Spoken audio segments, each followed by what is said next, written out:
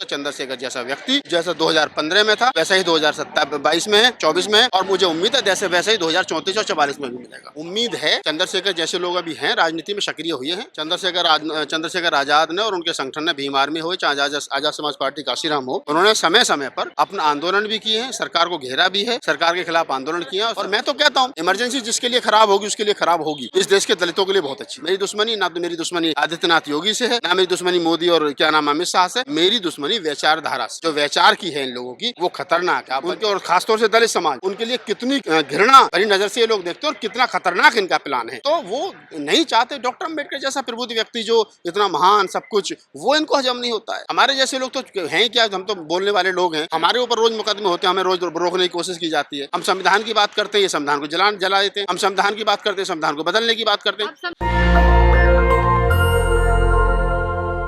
नमस्कार, मैं ब्यूटी गिरी और आप देख रहे हैं नेशनल दस्तक। लगातार कई मुद्दे चल रहे हैं देश में। उत्तर प्रदेश की राजनीति में भूचाल आया हुआ है।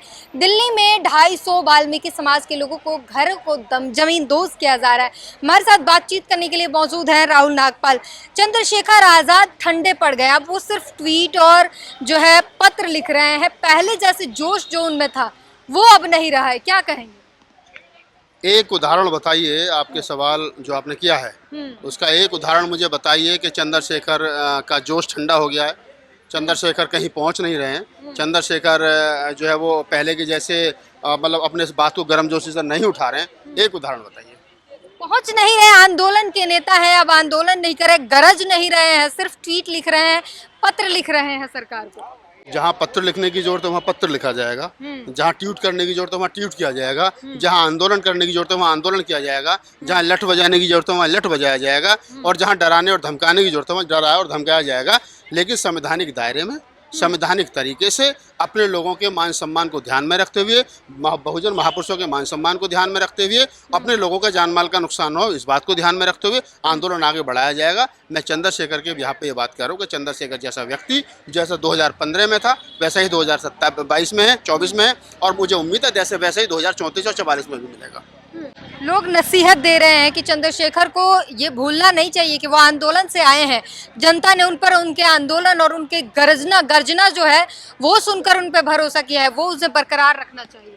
जो लोग सलाह दे रहे हैं ना, रायचंद जितने हैं ये घूम रहे हैं, इनसे पूछो जाकर के कि तुम्हारी व्यक्तिगत उपलब्धि क्या है। किसी को सलाह देना बहुत आसान है, किसी के बारे में कुछ भी कहना बहुत आसान है, लेकिन किसी से ये पूछना कि वो यहाँ तक जो पहुँचा, जो उसकी जर्नी रही है, उसमें उसने क्या क्या खोया है, किन किन रास्तों से गुजरा है, कितनी पुलिस की लाठियां पड़ी हैं, कितने मुकदमे हुए हैं, कितनी बार उसको तड़ीपार कर दिया गया है उसके जलेसर के घर से, कब तक वो अपने बीवी बच्चों से, अपने घर अपनी माँ से, विधवा माँ से नहीं मिला। इस बात पे भी डिस्कस करना चाहिए। कोई भी आदमी किसी के भी आदमी मुँह उठा कर कुछ ही बोलते हैं, ऐसे लोगों के ज़्यादा आप भी गंभीरता से मत लिया करो। कल उनका एक ट्वीट रहा जिस पर वो कह रहे हैं कि नरेंद्र मोदी को ये बुलडोजर की जो नीति है उसे रोकनी चाहिए, लेकिन ट्वीट से तो कुछ हुआ नहीं। अगर वो खुद सामने जाते तो शायद कुछ बात बन जाती। बुलडोजर पिछले जब से योगी जी की सरकार उत्तर प्रदेश के अंदर है, लगभग 7-8 साल से, जब से बुलडोजर चल रहा है, चंद्रशेखर आजाद ने और उनके संगठन ने भीम आर्मी हो चाहे आजाद समाज पार्टी काशीराम हो, उन्होंने समय समय पर अपना आंदोलन भी किए हैं, सरकार को घेरा भी है, सरकार के खिलाफ आंदोलन किया और सरकार के जो सिस्टम है उसके खिलाफ आंदोलन किया है। उसके बावजूद भी अगर लोगों को नहीं दिखाई दे रहा है कि चंद्रशेखर ने ट्वीट कर दिया, तो ट्विटर है तो ट्वीट करने के लिए उस पर कुछ ना कुछ तो लिखना ही पड़ेगा भाई।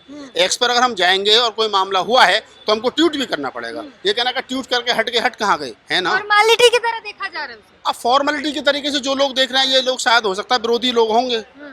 कोई बहुजन समाज के कई लोग हैं जो कह रहे हैं कि सिर्फ ट्वीट से नहीं होता है। बहुजन समाज में बहुत सारे लोग ऐसे हैं जो व्यक्ति विशेष की पूजा में ध्यान रखते हैं। जो लोग एक किसी खास राजनीतिक दल के छोड़े हुए लोग हैं, अच्छा राहुल नागपाल ने कह दिया, उनको वो वीडियो देखना नहीं है, गाली देनी है बस।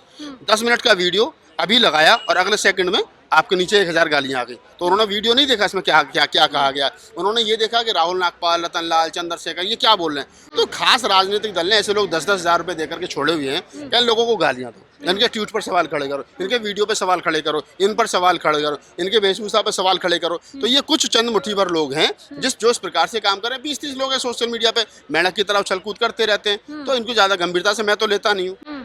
चलिए उत्तर प्रदेश में चलते हैं। उत्तर प्रदेश की राजनीति में भूचाल आ गया और लगातार बदलाव दिख रहे हैं, कुछ न कुछ अलग।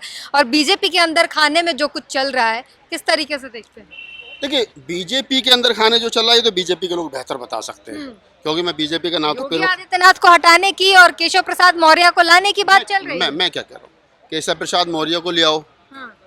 योगी आदित्यनाथ को रहने दो, या उनकी जगह महेश शर्मा को ले आओ, उनकी जगह किसी थर्ड पर्सन को फोर्थ पर्सन को और ले आओ। उससे मेरा या मेरे समाज का कोई भला होने वाला नहीं है।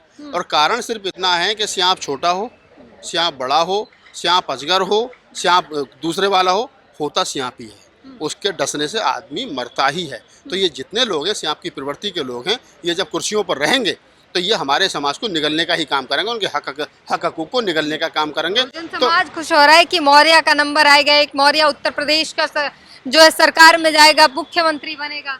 अगर जाति के हिसाब से अगर आप ये कहेंगे कि नहीं साहब मौर्य ओबीसी मुख्यमंत्री बन जाएगा, तो मैं समझता हूँ ये मूर्खता, ये अम्बेडकरवाद नहीं है। हमको वैचारिक देखना पड़ेगा। राम को मानने वाले ये मैं थोड़ी कह रहा हूँ मैडम, हाँ। ये तो क्या नाम है, शंकराचार्य जी कह चुके हैं, राम भद्राचार्य का जो राम को नहीं मानते वो सब क्या नाम है अछूत हैं। तो हम तो हैं ही अछूत, इन्होंने हमें अछूत बना रखा और हमें राम की जरूरत नहीं यार। अपना राम अपने पास रखो, हमने क्या करना राम का, भाई हमें कुछ करना थोड़ी है। भाई आपका राम आपके लिए मुबारक हो, आपकी दाल रोटी राम के भरोसे चल रही है, अच्छी बात है, चलाइए। इस उम्मीद में है कि चलो चाहे जो भी कुछ हो जाए हमारा कुछ होने वाला नहीं है। होगा क्यों नहीं होगा, हमारा जब आपके अंदर तो उम्मीद भी नहीं दिख रही है। हमारा जब होगा जब हमारे लोग होंगे। हम दुश्मनों से अपने भले की उम्मीद नहीं करते। हम कभी बीजेपी से उम्मीद नहीं करते कि ये हमारा भला करेगी, वो हमारा नुकसान कर सकती है। और जो दलित समाज के लोग बीजेपी के चाहे तो समाज के नेता हों और चाहे सामाजिक सोशल एक्टिविस्ट हों, वो लोग जो इस बात को कह रहे हैं कि बीजेपी हमारा भला करेगी, तो वो मूर्ख हैं, उनको पता नहीं है इनका इतिहास क्या है। तो आप जो कह रहे हो कि हमें तो उम्मीद भी नहीं है, ऐसा नहीं है। उम्मीद है, चंद्रशेखर जैसे लोग अभी हैं राजनीति में सक्रिय हुए हैं। मायावती अपने आप अंदर सुधार करेंगी, अखिलेश यादव सुधार करेंगे, कांग्रेस सुधार करेगी, तो इस देश का कुछ हो सकता है।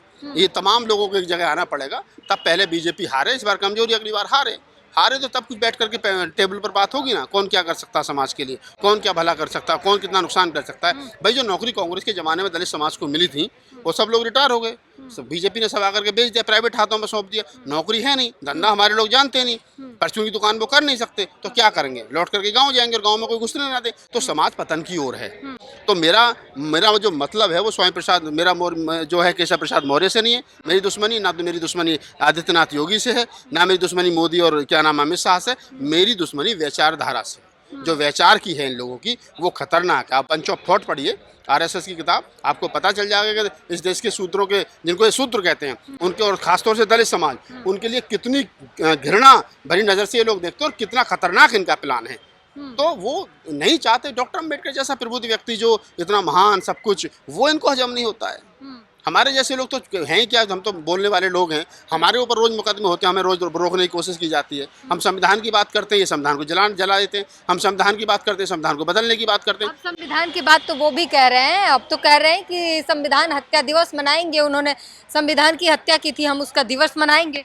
तो अच्छी बात है, मनाओ, किसने रोका, ये अधिकार भी आपको संविधान ही दे रहा है। लेकिन संविधान हत्या दिवस मत मनाओ, कुछ और, संविधान ब्लैक डे मना लो, कुछ और। संविधान की हत्या कौन कर सकता है, किसी की हिम्मत है जो संविधान की हत्या करे। और जिस कांग्रेस के लिए वो ये कह रहे हैं कि कांग्रेस ने जो इमरजेंसी लगाई थी उसके लिए इंदिरा गांधी जी अपने जीते जी माफ़ी मांग चुकी थी, उसके लिए कांग्रेस माफ़ी मांग चुकी है। हाँ वो गलत था, नहीं होना चाहिए था, लेकिन उस समय हालात ऐसे थे, अगर इमरजेंसी नहीं लगाई जाती तो शायद देश के टुकड़े भी हो सकते थे। लोग जिस प्रकार से खालिस्तान की मांग उस समय कर रहे थे वगैरह वगैरह, बहुत सारी शक्तियाँ देश के अंदर जो है वो मजबूत हो रही थी। तो हो सकता है उस समय शासन प्रशासन में बैठे हुए लोगों ने सोचा वो इमरजेंसी बेहतर है। और मैं तो कहता हूँ इमरजेंसी जिसके लिए खराब होगी उसके लिए खराब होगी।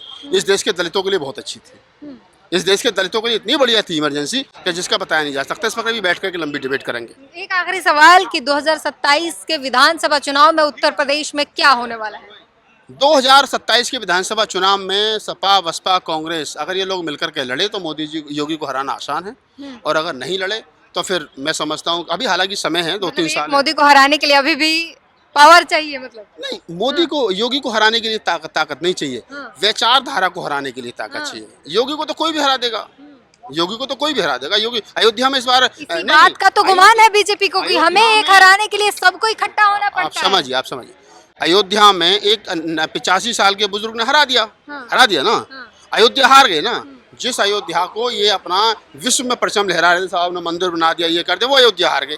मेरठ में हारते हारते बचे हैं, जहाँ राम का किरदार निभाने वाले अरुण गोविल जीत लड़ रहे थे चुनाव। तो मेरा कहने का मतलब ये, कौन क्या कर रहा है, कैसे कर रहा है, क्यों कर रहा है, ये सारी बातें बात की भविष्य के गर्म में है। ये बात, इतनी बात तय जरूर है कि अगर इनको इस विचारधारा को हराना है तो बाकी की विचारधाराओं को एक प्लेटफॉर्म पर आना पड़ेगा। तो आपने सुना किस तरीके से 2027 में होने वाले उत्तर प्रदेश के विधानसभा चुनाव की रणनीतियां अभी से तैयार होने लगी है, क्योंकि वहां पता चलने लगा है कि बीजेपी की हालत खराब है और वहां पर अब बीजेपी का फिर से सरकार बना पाना बेहद मुश्किल है। वहीं चंद्रशेखर आज़ाद की बात कर ले, लगातार चंद्रशेखर मैदान में हैं और पिछड़ों, शोषितों के लिए, पीड़ितों के लिए आवाज़ उठा रहे हैं और उनको नसीहत देने वालों के लिए एक नसीहत राहुल नागपाल ने दे दी है और साफ कह दिया कि ऐसे लोग आए जाए मिलते रहते हैं। इस पूरी बातचीत पर अपनी प्रतिक्रिया जरूर दीजिए। कैमरामैन आशीष के साथ जीटी गिरी, नेशनल दस्तक। नेशनल दस्तक की आपसे गुजारिश है कि अगर इसको बचाना चाहते हैं तो नेशनल दस्तक को सब्सक्राइब करने के लिए रेड कलर के सब्सक्राइब बटन को दबाएं, फिर बेल आइकन की घंटी दबाएं। नेशनल दस्तक को बचाने के लिए बहुत जरूरी है कि हर खबर को शेयर करें, लाइक करें, कमेंट जरूर करें।